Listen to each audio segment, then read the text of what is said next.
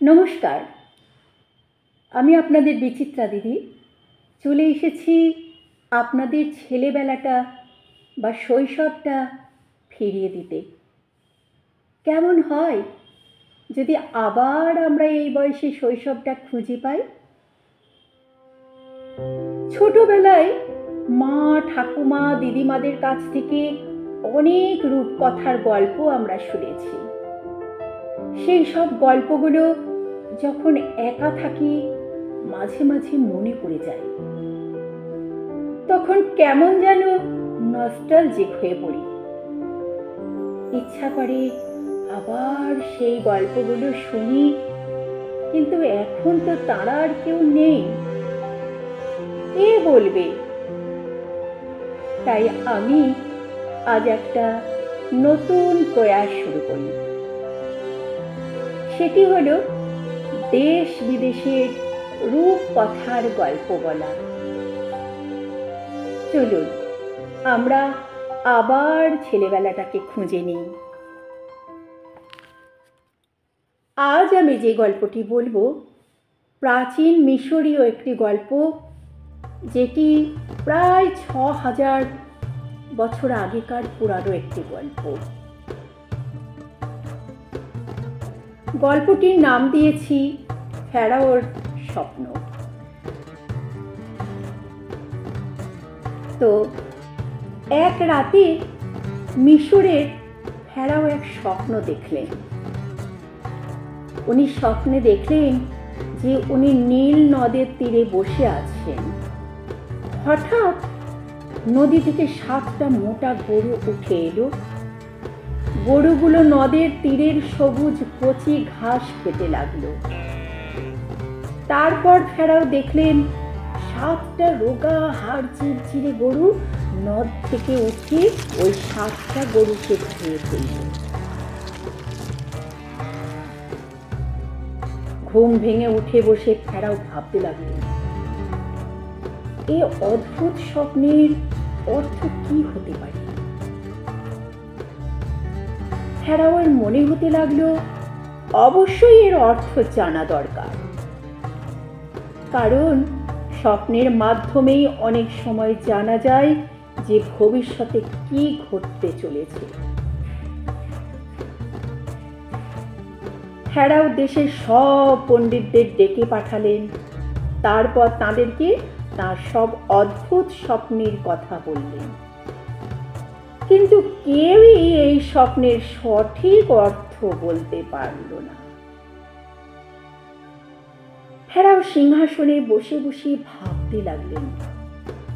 তার খুব দুশ্চিন্তা হতে লাগলো, কারণ তিনি নিশ্চিত ছিলেন যে মিশরের কোনো অমঙ্গল ঘটতে চলেছে। ফেরাওয়ের চিন্তিত মুখ দেখে তার এক ভৃত্য বলল, প্রভু, আপনাকে খুব চিন্তিত দেখাচ্ছে, আমি কি আপনার কোনো কাজে লাগতে পারি?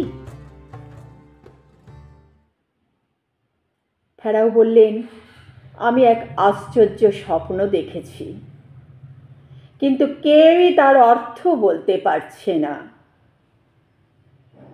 ফেরাও উদ্বিগ্ন স্বপ্নের কথা বললেন। উদ্বিগ্ন স্বর তার গলায় প্রকাশ পেল, আমার ভয় হচ্ছে মিশরের কোনো অমঙ্গল না হয়।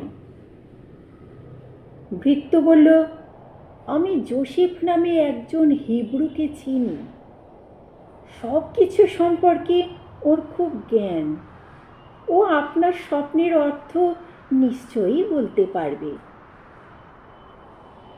ঠিক আছে, যোসেফকে আমার কাছে নিয়ে এসো। ফেরাও বললেন। যোসেফ এলে ফেরাও তাকে সব কথা খুলে বললেন, আমার স্বপ্নের অর্থ বলতে পারলে তুমি যা চাও তাই পাবে। আমি স্বপ্নে দেখলাম ৭টা মোটা মোটা গরু নীল নদ থেকে উঠে এলো।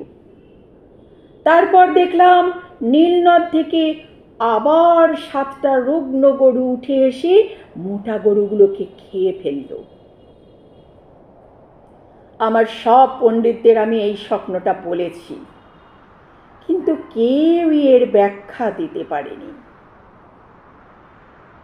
সব শুনে যোসেফ বলল, ভগবান আপনাকে এ স্বপ্ন দেখিয়ে সতর্ক করতে চাইছেন, যাতে আপনি মিশরবাসীদের রক্ষা করতে পারেন। প্রথম 7টা মোটা গরু হলো 7টা বছরের প্রতীক, যে বছরগুলোতে মিশরে প্রচুর ফসল হবে। আর রোগা গরুগুলো হলো তার পরের 7 বছরের প্রতীক, যখন মিশরে ফসল খুব কম হবে আর প্রচুর মিশরবাসী খাদ্যের অভাবে মারা যাবে। দেশে দুর্ভিক্ষ দেখা দেবে। এই হলো আপনার স্বপ্নের অর্থ। ফেরাও অনেকক্ষণ চুপ করে ভাবলেন। তারপর যোসেফকে বললেন, তা দেশবাসীকে রক্ষা করার জন্য আমার কি করা উচিত? যোসেফ বলল, যে বছরগুলোতে বেশি ফসল ফলবে সেই বছরগুলোই কৃষকদের কাছ থেকে ফসল নিয়ে বড় একটা পাথরের বাড়িতে সেগুলোকে সঞ্চয় করে রাখুন। তাহলে দুর্ভিক্ষের বছরগুলোতে সকলের জন্য খাবার সঞ্চিত থাকবে। শুনে ফেরাওয়ের মাথা থেকে খুব বড় একটা চিন্তার বোঝা নেমে গেল। স্বস্তির নিঃশ্বাস ফেলে উনি যোসেফকে বললেন, তোমার মতো গুণী লোক আর দ্বিতীয় নেই। বলে উনি নিজের হাতের আংটি খুলে যোসেফের আঙুলে পরিয়ে দিলেন। তারপর রথে বসিয়ে নিয়ে সারা মিশরে ঘুরলেন।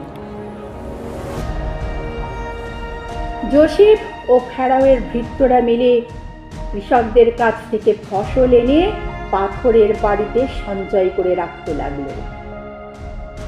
তারপর যোসেফের সব কথা মিলে যেতে লাগলো। 7 বছর পরে মিশরে দুর্ভিক্ষ শুরু হলো। নীল নদীর জল কমে গেল, ফলে খুব সামান্যই ফসল হলো। কিন্তু মিশরবাসীদের কোনো কষ্ট হলো না। ফেরাওয়ের লোকেরা পাথরের বাড়িতে সঞ্চিত ফসল সবার মধ্যে বন্টন করে দিতে লাগলো। এভাবে 7 বছর কেটে যাওয়ার পর নীল নদে আবার জল বাড়ল। মিশরের শস্য ক্ষেত আবার উর্বর হতে লাগলো আর অনেক ফসল হতে শুরু করলো। তো কেমন লাগলো বন্ধুরা আমার গল্প শুনতে? সে কথা কমেন্টের মাধ্যমে জানাবেন। আর আপনাদের কেমন ধরনের গল্প, কোন রূপকথার গল্প শুনতে ভালো লাগে সেটাও জানাবেন। আপনাদের বিচিত্রা দিদি সব সময় চেষ্টা করবে আপনাদের সেরা জিনিসটা আপনাদের কাছে পৌঁছে দিতে। তাহলে আজকের মতো আসি। সবাই খুব ভালো থাকবেন, সুস্থ থাকবেন, এটাই আমার কাম্য।